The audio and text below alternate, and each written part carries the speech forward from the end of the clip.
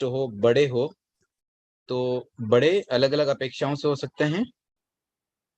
आज के ज़माने में अगर हम कहें, जैसे हम कहते हैं ये बड़ा आदमी है, तो वो बड़ा आदमी होना भी स्थविर ही है।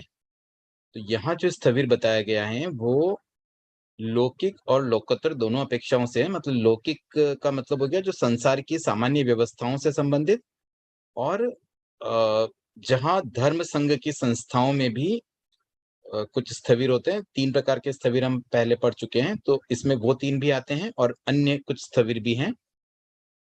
तो यहाँ पर हम 10 प्रकारों को पहले देख लेते हैं। ग्राम स्थविर मतलब गाँव में जो बड़े होते हैं, कुछ ऐसे व्यक्ति होते हैं गाँव में जिनकी वहाँ चलती है, मतलब उनसे पूछ करके कार्य होते हैं, अनुभवी व्यक्ति या कोई पोस्ट पर होते हैं, जैसे गाँव का मुखिया, सरपंच आदि, ये ग्राम स्थविर होते हैं। इसी प्रकार से नगर स्थविर जो नगर से संबंधित प्रशासनिक दायित्व वाले जो हेड होते हैं, या कोई नगर में भी जैसे नगर सेठ होते हैं या कोई ऐसे बड़े आदमी जिनकी बहुत पहुँच होती है या जिनको बहुत लोग मानते हैं, जिनसे परामर्श लेते हैं। देन राष्ट्र स्थविर में जो कंट्री लेवल पर, देश के लेवल पर जो बड़े आदमी होते हैं। उसके बाद है प्रशास्ता स्थविर। प्रशास्ता स्थविर होते हैं जो धर्माचार्य होते हैं, जैसे आचार्य श्री महाश्रमण जी तेरापंथ धर्म संघ के प्रशास्ता हैं, तो वो बड़े हैं और उनका उसी तरह से रेस्पेक्ट भी होता है। उसके बाद कुल स्थविर, कुल, गण और संघ तीनों शब्दों को उसी तरह से समझना है। धर्म संघ की संस्थाओं में कुल में जो बड़े हैं वो, गण में जो बड़े हैं और संघ में जो बड़े हैं। और इसी प्रकार से सांसारिक कार्यों में अगर हम देखें तो परिवार कुल हो जाता है, और गण एक तरह से स्टेट समझ लीजिए, गणराज्य जैसे कहते हैं, और संघ जो और बड़ा हो, कंट्री लेवल का हम समझ सकते हैं। तो ऐसे ये कुल, गण, संघ 3 शब्द बहुत पॉपुलर है, और वर्तमान में जो व्यवस्थाएँ हैं वो इस तरह से नहीं होती है, लेकिन पहले बहुत थी, और धर्म संघ में आज भी कई संप्रदायों में इस तरह की व्यवस्थाएँ होती है। तो उस अपेक्षा से इन तीनों में जो ज्येष्ठ हैं, बड़े हैं, वो इसमें इंक्लूड हो जाते हैं। उसके बाद है जाति स्थविर, ये हम ऑलरेडी पहले पढ़ चुके हैं। एज वाइज़ मतलब जो 60 साल से अधिक उम्र वाले व्यक्ति हैं, जिन्हें हम सीनियर सिटीज़न भी कहते हैं, वो जाति स्थविर हैं। फिर श्रुत स्थविर, जो पढ़ने में थोड़े एक्सपर्ट है, मतलब जिनका ज्ञान अच्छा हो। तो इसके लिए एक पैमाना ऐसे साधुओं में ऐसा कहा जाता है कि एटलीस्ट जिन्होंने समवायांग और सूत्र कृतांग या ठाणम, इस तरह से कुछ आगमों का जिन्होंने अध्ययन किया हुआ है, वो श्रुत स्थविर कहलाते हैं। फिर पर्याय स्थविर, जो दीक्षा क्रम में 20 वर्ष से अधिक हो चुके हैं, मतलब दीक्षा लिए हुए जिनको 20 साल हो जाए, तो वो पर्याय स्थविर कहलाते हैं। इसके बाद है पुत्र पद। पुत्र 10 प्रकार के होते हैं।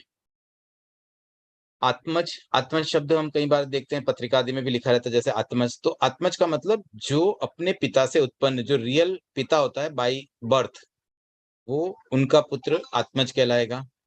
देन क्षेत्रज, नियोग विधि से उत्पन्न। अब नियोग विधि का मतलब कुछ और आर्टिफिशियल मेथड से, जैसे कभी कोई रीजन से किसी के संतान नहीं होती है, तो जैसे आजकल साइंस में बहुत एडवांस टेक्नोलॉजी आ गई है, टेस्ट ट्यूब बेबी और इस तरह से जो भी आर्टिफिशियल मेथड से संतान जब पैदा होती है, तो वो नियोग विधि के अंतर्गत आ जाती है, जिसे क्षेत्रज कहते हैं। फिर दत्तक मतलब गोद लिया हुआ। अ, पुत्र नहीं होता है तो किसी और का गोद ले लिया जाता है, तो वो दत्तक पुत्र होता है। फिर विज्ञक, विद्या शिष्य, जिसे हम पढ़ाते हैं और दिल से पढ़ाते हैं और शिष्य के रूप में। तो अब जैसे आजकल तो एजुकेशन का स्टैंडर्ड ऐसा हो गया कि टीचर्स भी बदलते रहते हैं, हर साल नए बच्चे क्लास में आ जाते हैं, मतलब एक-एक क्लास को एक-एक टीचर पढ़ाते हैं। बट पहले गुरुकुल में जैसे एक बार कोई बच्चा पढ़ने जाता तो एक ही टीचर उनको पूरी पढ़ाई, मतलब जब तक वो 10-15 साल उनकी पूरी पढ़ाई नहीं होती, वो एक ही टीचर उनको पूरा पढ़ाते रहते हैं। तो ऐसे जो गुरु हैं, उनके जो शिष्य हैं, वो एक तरह से उनको पुत्र जैसे मानने लग जाते हैं, क्योंकि 15 साल, 20 साल अगर अब पढ़ाते-पढ़ाते इतना उनमें आपस में स्नेह बंधन हो जाता है। तो विद्या शिष्य को विज्ञक कहते हैं, विज्ञक पुत्र। उसके बाद है औरस। औरस मतलब स्नेहवश स्वीकृत पुत्र। अब जैसे किसी से बहुत स्नेह हो जाता है, तो उसे पुत्र के जैसे मान लेते हैं, भई ये तो मेरा बेटा ही है। बेटे के जैसे उसको प्यार भी देते हैं, बेटे की जैसे उसको कुछ सामग्री भी लाके देते हैं। मतलब काफ़ी कुछ चीज़ें उस तरह की होने लग जाती है, तो उसको औरस कहते हैं। उसके बाद है मौखर, वाक् पटुता के कारण पुत्र रूप में स्वीकृत। अब जैसे कोई बच्चा बहुत बोलने में एक्सपर्ट है, तो उसको भी पुत्र के रूप में स्वीकृत कर लेते हैं, तो वो मौखर पुत्र कहलाता है। उसके बाद शौंडिर, पराक्रम के कारण पुत्र रूप में स्वीकृत। अब कोई बहुत पराक्रमी हो तो उसे भी पुत्र के रूप में मान लिया तो वो शोंडिर पुत्र कहलाएगा। फिर है संवर्धित। जैसे कोई अनाथ बच्चा कहीं मिल गया और उसको बड़ा कर दिया, उसको पोषित किया, तो लालन पालन करने वाले भी माता पिता होते हैं, तो उस अपेक्षा से वो भी उनका पुत्र हो जाता है। तो वो संवर्धित मतलब जिसको बड़ा किया हमने। ऐसे कई बार ऐसा भी होता है, जैसे कोई रिश्तेदारी में भी कोई है बच्चे और उनके मान लो किसी की माँ की डेथ होगी, कुछ ऐसा हो जाता है, तो बच्चों को रिश्तेदार अपने घरों में ले आते हैं कि चलो हम बड़ा करेंगे, उसकी पढ़ाई हम करवा देंगे। तो 2-5 साल, 10 साल, 15 साल वो रहता है साथ में, तो उसको संवर्धित पुत्र के रूप में माना जाता है। औपयाचितक, देवता की आराधना से उत्पन्न पुत्र अथवा सेवक। तो देवताओं की आराधना करने से अगर पुत्र उत्पन्न हुआ तो वो औपयाचितक कहलाता है। और फिर है धर्मांतेवासी। धर्मांतेवासी में धर्म शिष्य। जैसे कोई साधु संप्रदाय में कोई शिष्य होता है और वो हमेशा साथ रहते हैं और पूरी सेवा करते हैं, तो वो भी एक तरह से धर्म शिष्य जो होते हैं वो भी पुत्र के रूप में ही हो जाते हैं। तो जैसे मान लीजिए आचार्य महाश्रमण जी है, उनके अंतेवासी मुख्य मुनि हैं। मुख्य मुनि सदैव साथ रहते हैं, उनके हर छोटे-छोटे काम में हेल्प करते हैं। चलते समय भी, विहार के समय भी उनका मतलब उनको सहारा देना। तो इस तरह की जब चीज़ें होती हैं तो वो उनके धर्म शिष्य कहलाएँगे। और अंतेवासी इसलिए कि जो सदा साथ रहे। एक तो क्या दीक्षा ले ली और मान लो विहार में कहीं 4 मास, चतुर्मास कहीं और किया तो वो तो इतना कुछ नहीं कर पाएँगे, लेकिन जो हमेशा साथ रहेंगे वही पूरा पुत्र धर्म निभा पाएगा। तो ये भी एक प्रकार से पुत्र होते हैं। उसके बाद है अनुत्तर पद। केवली के 10 अनुत्तर होते हैं। अनुत्तर का मतलब जिसके आगे और कुछ नहीं हो, जो बेस्ट हो। तो उनमें क्या-क्या बेस्ट है? अनुत्तर ज्ञान। अनुत्तर ज्ञान इसलिए क्योंकि केवल ज्ञान प्राप्त हो गया, मतलब उस ज्ञान से बेटर और कुछ होगा नहीं। जो बेस्ट पॉसिबल ज्ञान है वो सब उन्हें मिल गया। फिर अनुत्तर दर्शन केवल दर्शन के लिए है। इसी प्रकार से अनुत्तर चारित्र, क्योंकि वो वीतरागी हो जाते हैं और उनका जो चारित्र है वो बेस्ट चारित्र है। फिर उनसे कोई गलतियाँ नहीं होती, न तो वो प्रमाद करते हैं। अ, केवली बनने के बाद तो पॉसिबल ही नहीं कि कोई प्रमाद करे, क्योंकि छठा गुणस्थान ही प्रमाद का है, 7वें के ऑनवर्ड तो प्रमाद समाप्त हो जाता है। और एक बार जब केवल ज्ञानी कोई बन जाएगा तो 13वां-14वां गुणस्थान ही रहता है। इसी प्रकार से अनुत्तर तप, उनका तप भी अनुत्तर होता है। अनुत्तर वीर्य, वीर्य भी अनुत्तर है, महावीर कहा जाता है, इसीलिए भगवान एक्चुअली उनका मूल नाम वर्धमान था, उनको महावीर कहने का भी यही कारण है कि उनमें बहुत अधिक पराक्रम था। अनुत्तर शांति, शांति का मतलब क्रोध मुक्तता। अब वीतरागी कोई भी है तो उनमें क्रोध, मान, माया, लोभ तो रहेगा नहीं। तो उनमें जो शांति है वो अनुत्तर है, मतलब बेस्ट है। शांति जो क्रोध को मतलब क्रोध का अपोजिट है ये। इसी प्रकार से अनुत्तर मुक्ति। अब यहाँ मुक्ति का मतलब मोक्ष जाना नहीं है, मुक्ति का मतलब निर्लोभता है। मतलब लोभ न होना, तो लोभ तो होता नहीं है और बिल्कुल कंप्लीट क्षय कर चुके हैं, तो उनकी भी अनुत्तर मुक्ति होगी। और फिर आर्जव मतलब ये माया का अपोजिट है, तो सरलता, अनुत्तर आर्जव। देन अनुत्तर मार्दव, मान का अपोजिट है, जिसमें मान नहीं रहता है, अनुत्तर मार्दव। और अंतिम दिया गया है अनुत्तर लाघव। अब ये लाघव शब्द भी हम 1-2 बार पहले भी इस पर चर्चा कर चुके हैं।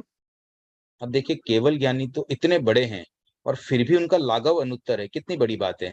लाघव का मतलब होता है लघु होने का गुण, और उनको हम लघु कैसे, यहाँ इस संबंध में एक प्रश्न भी आया था कि मतलब ये तो हीनता वाली बात हो जाएगी। तो फिर अगर वैसा हम समझें तो केवल ज्ञानियों में अनुत्तर लाघव है, तो दैट मीन्स क्या वो अपने आप को हीन मानते हैं? वो तो केवल ज्ञानी, उन्हें तो सब कुछ पता है। दैट मीन्स इसका मतलब थोड़ा-सा डिफरेंट है। लाघव का मतलब ये होता है कि लघुता मतलब हमें अपने आप को बहुत बड़ा नहीं मानना है। जैसे कोई व्यक्ति मान करता है, ईगो आ जाता है, उसी तरह से बड़प्पन भी एक थोड़ा उससे सिमिलर है लेकिन थोड़ा डिफरेंट है। तो वैसा बड़प्पन नहीं होना, एकदम सरलता रहना, सीधा-सीधा मतलब अपने आप को ऐसा, हम एक सिंपल लैंग्वेज में अगर कहें तो डाउन टू अर्थ। जो व्यक्ति डाउन टू अर्थ होता है मतलब उसमें लाघव गुण है। तो ऐसे ही तीर्थंकरों में या केवल ज्ञानियों में अनुत्तर लाघव होता है। उसके बाद है कुरुपद। समय क्षेत्र में 10 कुरा हैं। कुरा मतलब क्या होता है? जैसे ये 2 क्षेत्र हैं, देवकुरा और उत्तरकुरा। ये महाविदेश क्षेत्र में मतलब इसके जम्बूद्वीप के बिल्कुल सेंटर में है। एक नॉर्थ में है उत्तरकुरा और दक्षिण में देवकुरा। तो ये 5-5 क्यों बताए गए हैं? एक जम्बूद्वीप वाला और 2 हैं धातकी खंड के एंड 2 अर्धपुष्कर के। तो इस तरह से ये कुल 5 हो जाते हैं। तो 5 ही देवकुरा है, 5 ही उत्तरकुरा है। फिर इनके बारे में एक विशेषता ये है कि यहाँ पर 10 विशाल महाद्रुम हैं। तो ऐसे टोटल 5 देवपुरा और 5 उत्तरपुरा मिलके 10 हो गए, इसलिए इसको 10वें चैप्टर में ले लिया, टोटल 10 पुरा कह दिया गया। और इन 10 पुरा में 10 विशाल महाद्रुम हैं। तो ये महाद्रुम का मतलब वो जो बड़े-बड़े पेड़ होते हैं, जैसे जम्बू द्वीप पर एक जम्बू वृक्ष है, जम्बू सुदर्शना, और दूसरा एक होता है कूट-शाल्मली। तो ये 2 वृक्ष है जम्बू द्वीप पर। तो जम्बू वृक्ष तो है उत्तरपुरा में और कूट-शाल्मली है देवपुरा में। इस तरह से हर एक कुरा में एक-एक महाद्रुम होता है। ये महाद्रुम मतलब एक बहुत विशाल पेड़ होता है, और ये पेड़ भी वनस्पति का एक नहीं, पृथ्वी का एक होता है। मतलब काइंड ऑफ पर्वत समझ लें, लेकिन उसका शेप वृक्ष जैसा होता है। इसी प्रकार से जो धातकी खंड के उत्तरपुरा है, वहां पर धातकी, एक तरफ धातकी है पूर्व में और एक तरफ पश्चिम में महाधातकी है। पूर्व पश्चिम मतलब किसी एक में धातकी, किसी एक में महाधातकी है। इसी प्रकार से अर्ध पुष्कर में एक उत्तरपुरा में पद्म है, एक में महापद्म है, और कूट-शाल्मली सभी देवपुरा में है। तो इस तरह से ये 10 पुरा और 10 उनके विशाल महाद्रुम हो गए। अब इन महाद्रुमों पर मतलब जो वृक्ष है ना, उनमें भी सब में एक-एक देव रहते हैं। तो कौन से देव रहते हैं, उनके भी यहाँ पर नाम हैं। और ये देव महर्धिक, महाद्युति संपन्न, महानुभाग, महान यशस्वी, महान बली और महान सुखी, ये सब उनकी विशेषण लगाए गए देवताओं के। और फिर उसके साथ उनकी एज दी गई है, पल्योपम की स्थिति वाले, मतलब एक पल्योपम एज वाले ये 10 देव है जिनके नाम है। पहले तो अनाद्रित है, जो जम्बू द्वीपाधिपति, मतलब जम्बू द्वीप के अधिपति देवता भी हैं। मतलब ये जो जम्बू द्वीप जहां हम रहते हैं, उसके मालिक देवता है अनाद्रित। उसके बाद सुदर्शन, प्रियदर्शन, पौंडरिक, महापौंडरिक और 5 गरुड़ वेणुदेव। तो ये 10 देवता है जो इन विशाल महाद्रुमों पर रहते हैं। उसके आगे है दुष्मा लक्षण पद। 10 स्थानों से दुष्मा काल की अवस्थिति जानी जाती है। दुष्मा काल का मतलब 5वां आरा, जो अभी वर्तमान में चल रहा है। तो ये 5वां आरा कब शुरू होता है, उसको कैसे पहचाने, तो उसके कुछ लक्षण बताए गए हैं कि जहां पर ये 10 बातें पाई जाती है वो 5वां आरा है। तो ये क्या है, असमय में वर्षा होती है। अब यहाँ पे हम आजकल देखते हैं ना, कभी भी बारिश हो जाती है, फिर समय पर वर्षा नहीं होती, जब बारिश आनी चाहिए तब नहीं आएगी। असाधुओं की पूजा होती है, साधुओं की पूजा नहीं होती। मनुष्य गुरुजनों के प्रति मिथ्या व्यवहार करता है। शब्द अमनोज्ञ हो जाते हैं, रस अमनोज्ञ हो जाते हैं, रूप गंध स्पर्श भी अमनोज्ञ हो जाते हैं। तो ये 10 बातें जो दुष्मा काल में पाई जाती हैं। फिर सुषमा लक्षण पद, यही 10 बातें इनका अपोजिट है। मतलब असमय में वर्षा नहीं होती, समय पर वर्षा होती है। असाधुओं की पूजा नहीं होती, साधुओं की पूजा होती है। मनुष्य गुरुजनों के प्रति सम्यक व्यवहार करता है। शब्द रस रूप गंध स्पर्श मनोज्ञ होते हैं। उसके बाद है वृक्ष पद। सुषम सुषमा काल में 10 प्रकार के वृक्ष उपभोग में आते हैं, जिन्हें कल्प वृक्ष भी कहा जाता है। तो कल्प वृक्ष से जो मांगो वो मिल जाता है। तो ऐसे 10 प्रकार के ये कल्प वृक्ष है, उनके नाम और उनका पर्पज बताए गए हैं। मदांगक, मादक रस वाले। भृंग, भाजनाकार पत्तों वाले। त्रुटितांग, वाद्य ध्वनि उत्पन्न करने वाले। दीपांग, प्रकाश करने वाले। ज्योतिंग, अग्नि की भांति ऊष्मा सहित प्रकाश करने वाले। चित्रांग, मालाकार पुष्पों से लदे हुए। चित्र रस, विविध प्रकार के मनोज्ञ रस वाले। मणि अंग, आभरणाकार अवयवों वाले, मतलब वहां से सीधे आभूषण मिल जाते हैं, उन वृक्षों पे सीधे आभूषण उपलब्ध होते हैं। गेहाकार, घर के आकार वाले, मतलब वो वृक्ष ही ऐसे होते हैं कि वहीं आप आराम से रह सकते हो, घर का काम करते हैं। फिर अनग्न, मतलब नग्नत्व को ढांकने के उपयोग में आने वाले, काइंड ऑफ कपड़ों का सब्स्टिट्यूट उन वृक्षों से मिल जाता है। उसके आगे है कुलकर पद। जम्बू द्वीप, द्वीप के भरत क्षेत्र के अतीत में उत्सर्पणी जो हुई थी लास्ट, उसमें 10 कुलकर हुए थे। उनके यहाँ पर नाम आते हैं स्वयंजल, शतायु, अनंतसेन, अजितसेन, कर्कसेन, भीमसेन, महाभीमसेन, दृढ़रथ, दशरथ और शतरथ। ये 10 कुलकर हुए हैं उत्सर्पणी में। मतलब अभी जो वर्तमान में उत्सर्पणी चल रही है, उससे पहले जो उत्सर्पणी गई है उसके ये 10 कुलकरों के नाम है। उसके बाद अब आगामी उत्सर्पणी, मतलब ये छठा आरा जब समाप्त हो जाएगा उसके बाद उत्सर्पणी आएगा, उसमें जो 10 कुलकर होंगे उनके यहाँ नाम दिए गए हैं। सीमंतक, सीमंधर, क्षेमंकर, क्षेमंधर, विमल वाहन, सन्मति, प्रतिश्रुत, दृढ़ धनु, दश धनु और शतधनु। इसमें से एक नाम आपको अगर ध्यान में आ रहा हो तो छठा नाम जो है सन्मति। ये जो महापद्म तीर्थंकर, महापद्म नाम के तीर्थंकर जो अभी राजा श्रेणी के जीव है, वो जब महापद्म तीर्थंकर बनेंगे तो उनके पिता सन्मति कुलकर होंगे। तो ये 6 नंबर के कुलकर है। मैंने संभवतः शायद उस समय बताया ये अंतिम कुलकर हैं, लेकिन यहाँ 6 नंबर दिया है तो शायद ये 6 नंबर ही होगा। मुझे शायद पूरी जानकारी नहीं थी, मैंने अनुमान ही लगाया था। तो यहाँ पर 6 नंबर है, तो हम बस उतना ही समझे कि उनके पिता कुलकर सन्मति होंगे, और ये 10 कुलकर जिनका नाम उल्लेख यहाँ हुए हैं वो आगामी उत्सर्पणी के कुलकर बनने वाले हैं। वक्षस्कार पर्वत जम्बू द्वीप के मंदर पर्वत के पूर्व में महानदी शीता। देखिए, पूर्व में एक शीता नदी जाती है बहुत बड़ी, और दूसरी तरफ शीतोदा पश्चिम में, और ये सारी मंदर पर्वत से स्टार्ट होती हैं। मतलब मंदर पर्वत के पूर्व और पश्चिम में लोकेटेड है, और जो लवण समुद्र में मिलती है। तो बहुत बड़ी है, बहुत लेंदी है। तो उसके तट पर 10 वक्षस्कार पर्वत है।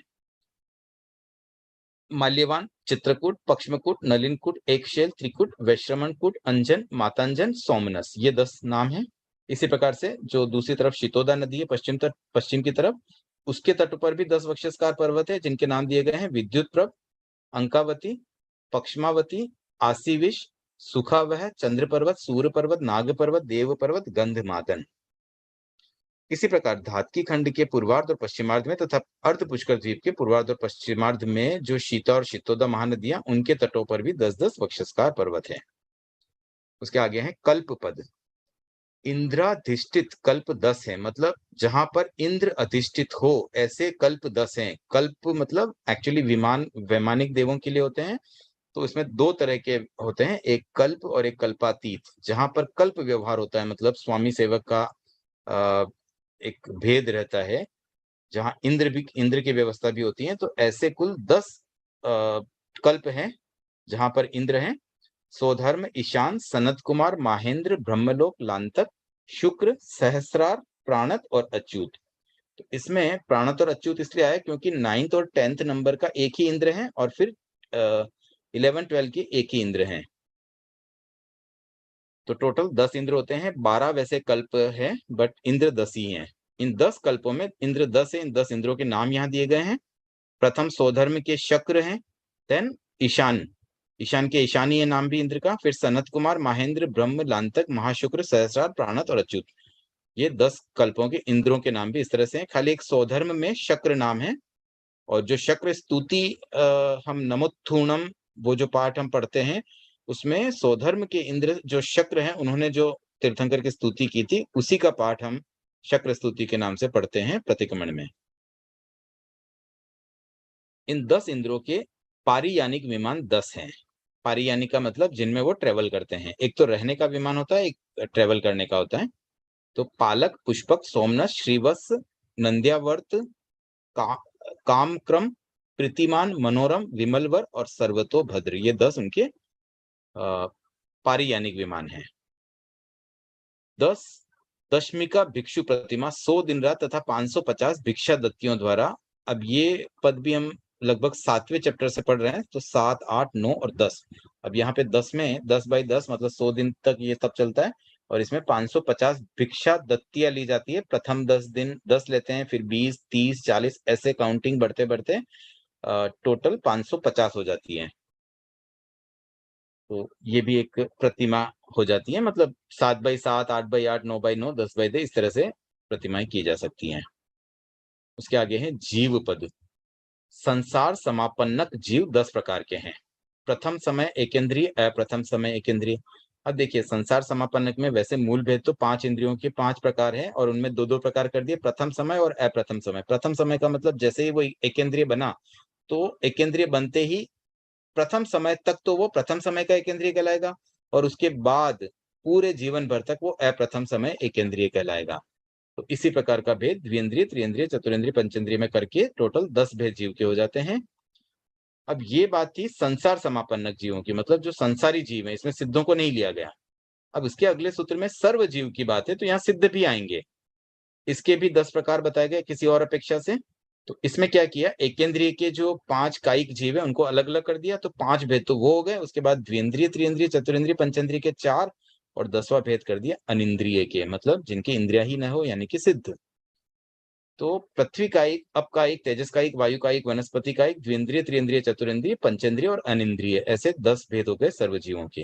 और एक अपेक्षा से 10 भेद किए गए हैं अब यहाँ पे देखिए नैरिक, तिर्यंच, मनुष्य, देव और सिद्ध, ये 5 भेद हैं क्योंकि सर्वजीव है इसलिए सिद्ध भी आ गए, और इनमें भी प्रथम समय और अप्रथम समय का भेद डाल करके टोटल 10 भेद हो गए।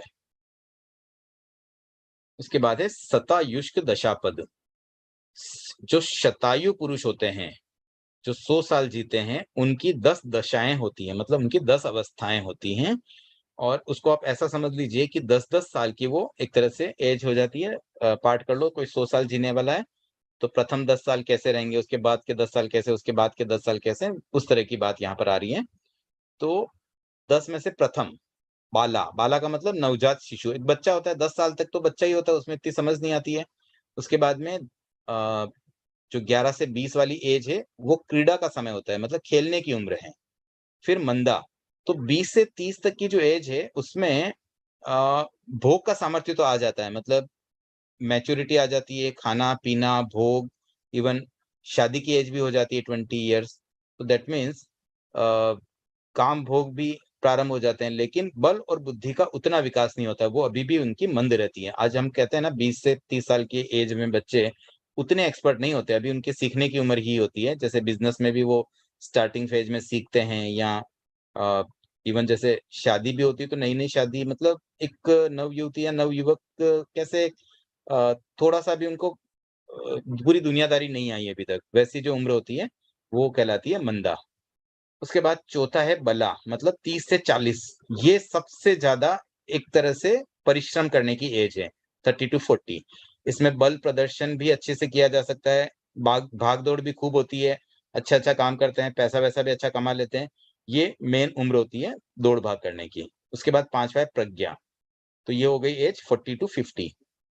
तो 40 टू 50 एज वालों का समय किस तरह का है कि अब वो परिवार की चिंता करते हैं, धन इकट्ठा करने में लगते हैं, मतलब अपनी पीछे की पूरी तैयारियां शुरू कर देते हैं। अपनी रिटायरमेंट प्लानिंग, प्लस अपने बच्चों की शादियों की प्लानिंग, परिवार की चिंता, परिवार को सेट करने की चिंता, ये सब चीजें इस एज में होने लगती हैं। उसके बाद में 50 से 60 की जो एज है, उस पीरियड को कहते हैं हाइनी। हाइनी का मतलब वो अब थोड़ा भोगों से विरक्त होने लगते हैं, मतलब इस एज के बाद में ना कोई, मतलब जैसे कुछ शोगन भी करने लग जाते हैं, खाने-पीने में भी कंट्रोल हो जाता है।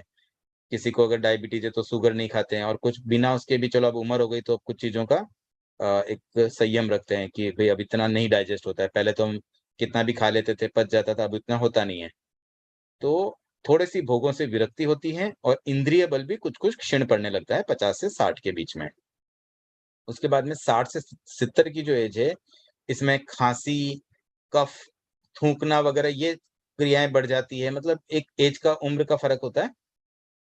तो ये कहलाता है प्रपंचा प्रपंचा। उसके बाद है प्रागभारा, 70 टू 80। इस एज में चमड़ी पर झुर्रियाँ पड़ने लग जाती हैं। और फिर मृन्मुखी, मृन्मुखी में ये एज है 80 टू 90 वाली, और इसमें बुढ़ापा पूरा हावी हो जाता है, मतलब एक तरह से वो बुढ़ापा पूरा दिखने लगता है, मतलब देखते ही समझ में आता है ये तो कोई वृद्ध व्यक्ति है, बूढ़ा है। और उसके बाद अंतिम जो स्थिति होती है 90 से 100 साल की, जब मृत्यु बहुत पास आ जाती है, तो वो अंतिम पड़ाव जीवन का, उस समय व्यक्ति की स्थिति हीन, दीन, विचित्त, मतलब उसका मन नहीं लगता है, बड़ा परेशान रहता है, कभी ये करूँ, वो करूँ, कुछ समझ में नहीं आता है। बहुत दुर्बल हो जाता है, दुखी हो जाता है। तो ये 10 दशाएँ शतायु पुरुष की बताई गई हैं।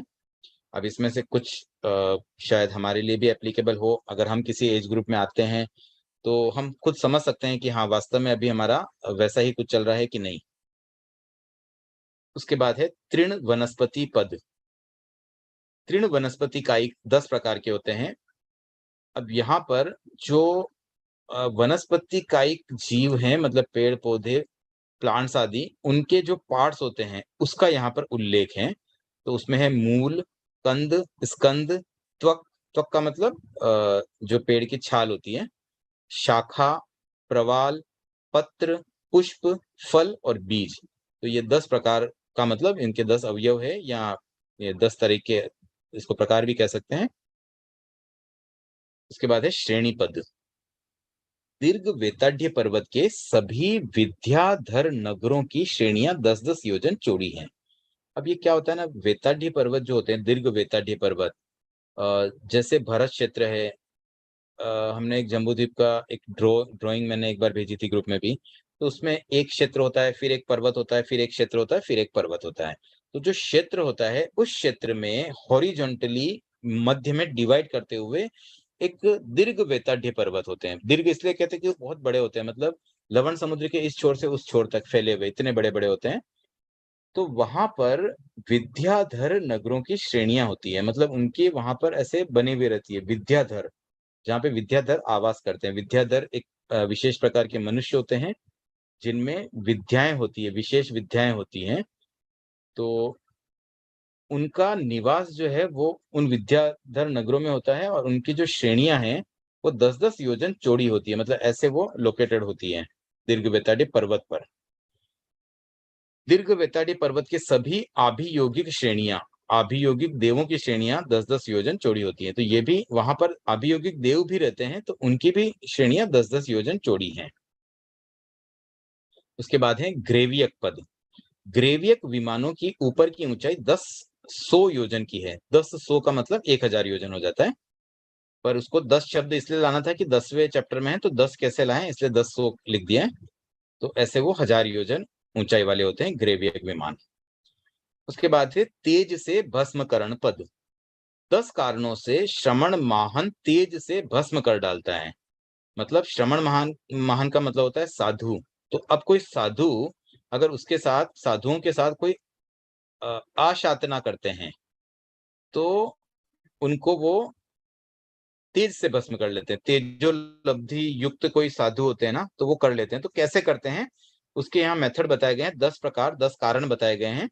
तो इसमें पहला कारण ये है कि अगर कोई अत्याशितना कर, अत्या का मतलब हो गया अति आशातना, बहुत ज्यादा कोई आशातना करे, छोटी-मोटी आशातना तो माफ कर देंगे, लेकिन बहुत ज्यादा ही कोई आशातना करे, तो फिर वो कुपित हो जाते हैं। साधु भी कुपित हो सकते हैं। देखो, वैसे ये लब्धि का प्रयोग जो भी करते हैं ना, वो छठे गुण स्थान में ही होती है, मतलब प्रमत्त अवस्था में।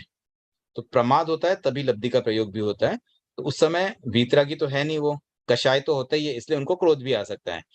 तो कुपित होकर के वो तेज फेंकता है और उस तेज से उस व्यक्ति वो व्यक्ति भस्म हो जाता है।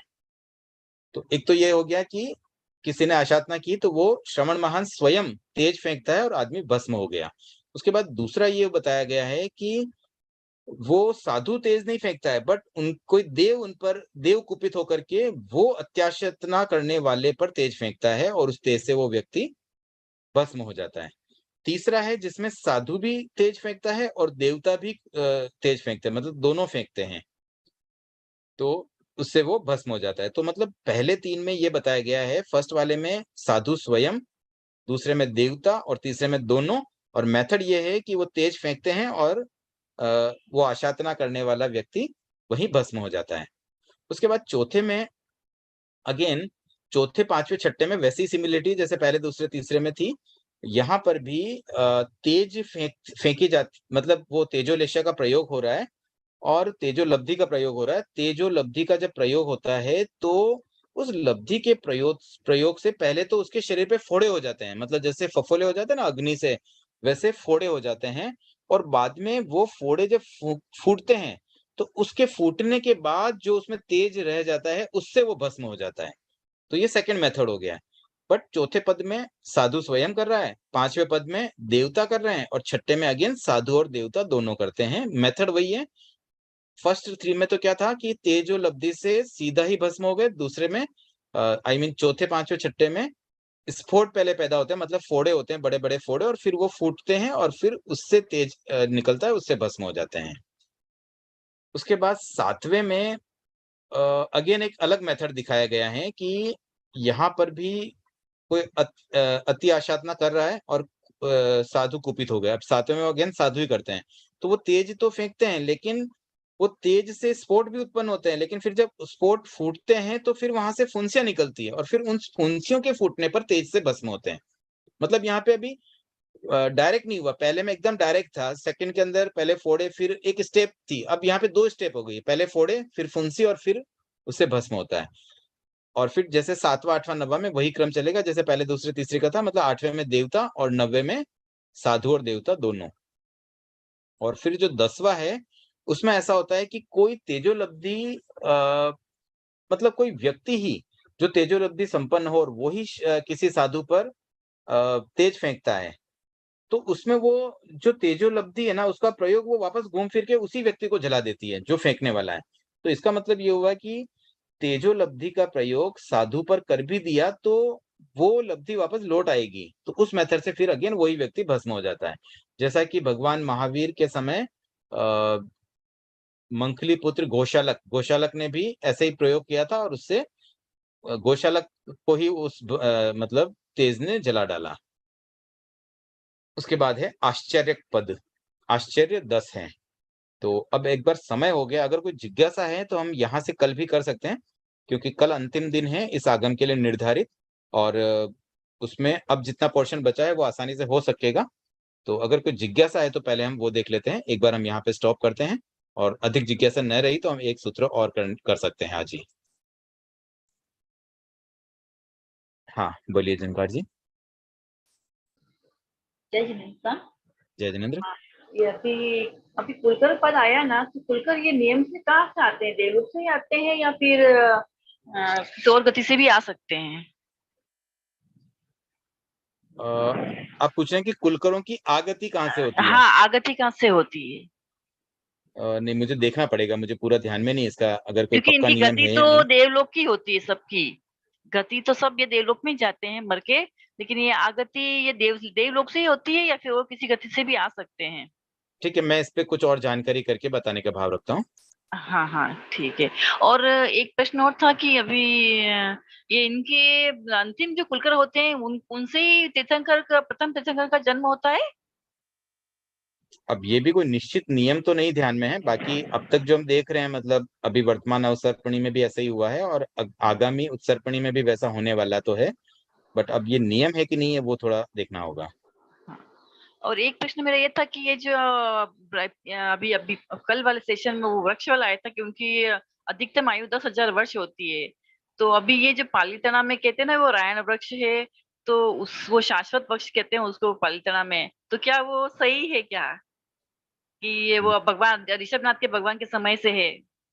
नहीं, ऐसी संभावना तो नहीं लगती, क्योंकि यहाँ स्पष्ट है बादर वनस्पति का है कि मैक्सिमम एज तो 10,000 वर्ष ही होती है, तो वो तो संभावना नहीं लग रही है। और जो शाश्वत वृक्ष है, देखिए जैसे जम्बू वृक्ष और कूटशालमली वृक्ष भी जो है ना, वो भी पृथ्वी कायिक होते हैं। हाँ। अगर वो भी वैसा होता ना तो वो वृक्ष ही होते थे ना, अभी वो भी वृक्ष नहीं है, मतलब वनस्पति कायिक नहीं है, इसीलिए वो इतने समय से और शाश्वत है। अच्छा अच्छा, बहुत बहुत आभार आपका। और पूरे सेशन आपने बहुत अच्छा समझा, इसके लिए बहुत बहुत ज्ञापित करती हूँ आपके प्रति। बहुत बहुत आभार। सब गुरु कृपा है, मेरा कुछ नहीं, मैं तो आपके जैसे हाँ, नहीं, स्टूडेंट बहुत ही हूँ, अच्छे, साथ में बहुत हम अच्छा, मिलके हमने बहुत पढ़ाई अच्छा। की। हाँ हाँ। हाँ, रचना जी, आप कुछ कहना कहना चाहते हैं? म्यूट हो गए आप वापस। हाँ, जय जय। मैं सबसे बस यही कहना चाह रही हूँ, आपको बीच में इंटरप्ट कर रही हूँ। जो भी आज जूम मीटिंग से जुड़े हुए हैं उनसे यही रिक्वेस्ट करूंगी, कल का सेशन वो जरूर करें। देखिए, काफी लंबे समय से ठाणम आगम का स्वाध्याय चल रहा था, और प्रवक्ता उपासक श्रीमान सुधांशु जी बहुत ही सरल भाषा में उसे हमें समझा रहे थे, और लगभग सबसे बड़ा आगम उन्होंने लिया है। लगभग 75 के लगभग इसके सेशंस हुए हैं। तो कल हम थोड़ा सा 10 मिनट का प्रोग्राम रखेंगे एक कृतज्ञता ज्ञापन करने के लिए। तो आप सबसे रिक्वेस्ट है, कल आप डेफिनेटली जुड़े, और जो भी आगम स्वाध्याय से जुड़े हैं उन तक भी ये मैसेज पहुंचाएं, और कल उन्हें 8:55 पर जुड़ने के लिए जरूर कहें। मुझे बस इतना ही कहना था। सुधांशु जी, आप आगे कंटिन्यू कर सकते हाँ, देखिए आई थिंक अभी एक लगभग 20 मिनट का सेशन तो कल रहेगा, तो 8:55 पे अगर शुरू होता है तो 9:15 तक कंप्लीट हो जाएगा। उसके बाद आप कृतज्ञता ज्ञापन का सेशन मत रखिए। उसके बाद अगर आप रखना चाहें तो फीडबैक सेशन रखिए, ताकि हम आगे भी और कुछ सुधार का अवसर मिले, उस तरह की कुछ बातचीत हो सके।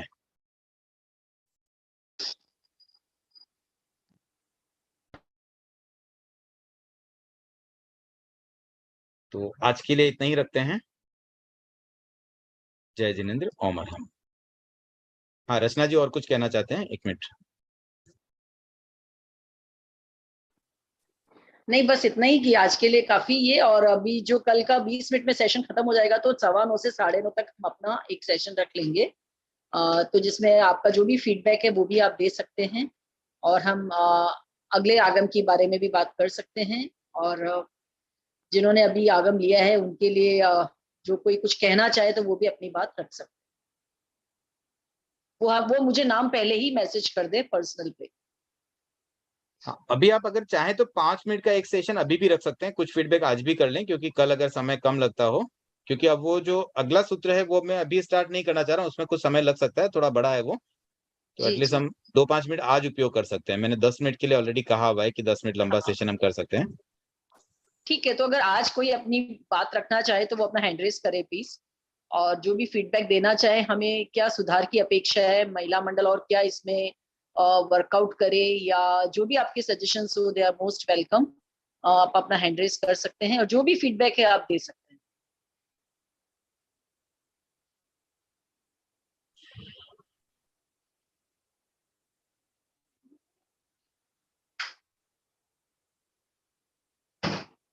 आई थिंक किसी का कोई फीडबैक नहीं है शायद।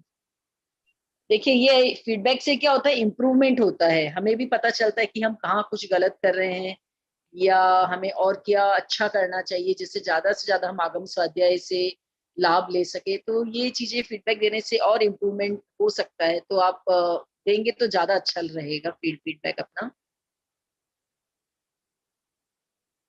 ठीक है, भावना जी चलिए। आप। हाँ, एक हैंड रेज हुआ है कुसुम जी का। कुसुम जी हिरन, उनको अनम्यूट करना पड़ेगा।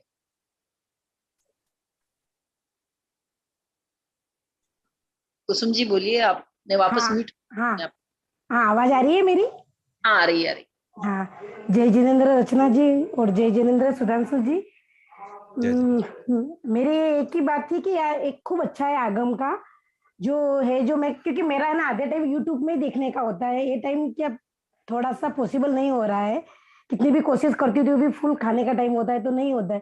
तो क्या होता है, कितनी बार क्या होता है, कोई जिज्ञासा भी होती है ना तो मैं रख नहीं पाती हूँ, क्योंकि जब क्या एक बार छूट जाता है ना तो यूट्यूब में फिर क्या, जब देखे तब देखेंगे, आलस हो जाता है एक तरह से। तो एक तो यही था कि भाई टाइमिंग है, तो आपको मैंने पहले भी बोला था टाइमिंग के लिए, तो आपने बोला टाइमिंग सेट नहीं हो रहा है।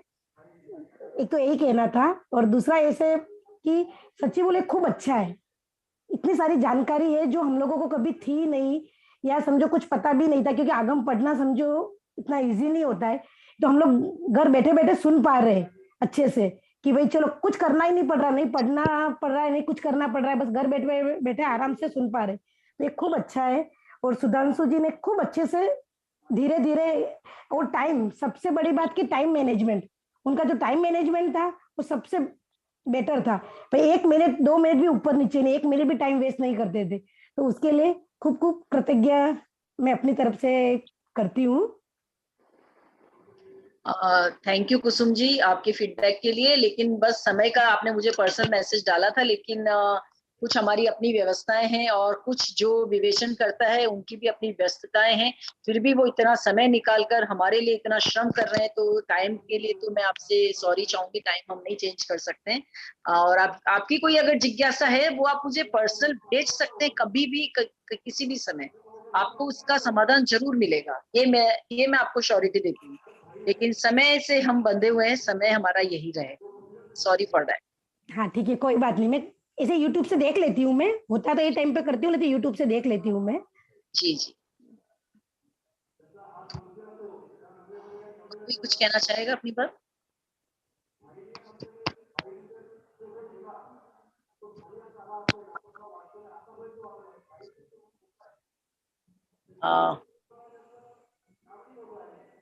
ठीक है सुधांशु जी। अच्छा, अंजू जी कोठारी, इनको अनम्यूट करेंगे प्लीज। आप म्यूट है अभी, अंजू कोठारी, हाँ बोलिए। हाँ, जय जिनेंद्र, आप कभी कभी क्विज रखिए ना, बहुत अच्छा रहता है, उसमें पूरा रिवीजन हो जाता है। जी, फुल क्विज आएगी। ठाणम में थोड़ा सा इशू ये आ रहा था कि एक तो लेसन्स बहुत बड़े थे और उसमें क्विज बनाना, क्या हर चीजें रिपीटेशन ज्यादा हो रहा था, तो हम अभी क्विज डालेंगे इसकी, ठाणम की भी। और उसके बाद जो आगे आएंगे उसकी सबकी क्विज रहेगी। धन्यवाद ओम।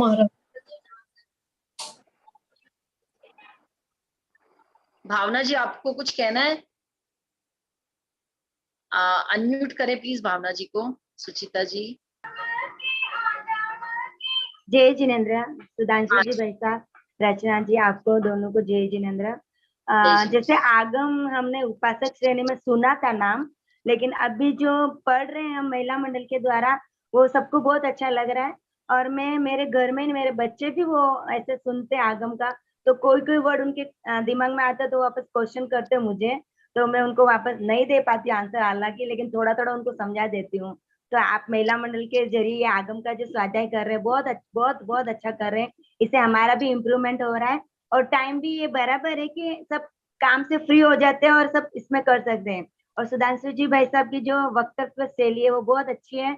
और रचना जी, सुचिता जी, जो आपका सबका पूरा सपोर्ट मिल रहा है, आप सबके लिए बहुत बहुत आभार, कृतज्ञोस्मि।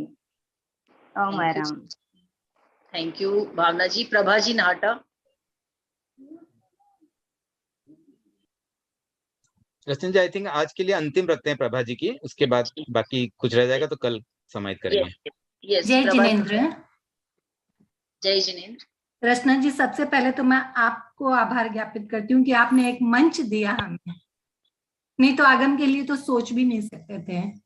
और नेक्स्ट सर के लिए उन्होंने बहुत अच्छे से जो वर्ड नहीं समझ में आ रहे थे उनको भी बहुत अच्छे से समझाया, उसके लिए उनके प्रति अनंत आभार, कृतज्ञता। Thank you. चलिए, बाकी का सेशन हम कल कंटिन्यू करेंगे। पहले आगम स्वाध्याय होगा और अंतिम 15 से 20 मिनट में हम अपनी बात रखेंगे। तो आप सब ज्यादा से ज्यादा कल जुड़ें, और जो नहीं जुड़ रहे हैं उन्हें भी आप प्रेरणा दें ताकि कल के आगम क्लास में वो सब जुड़ पाएं। इन्हीं भावों के साथ ओम।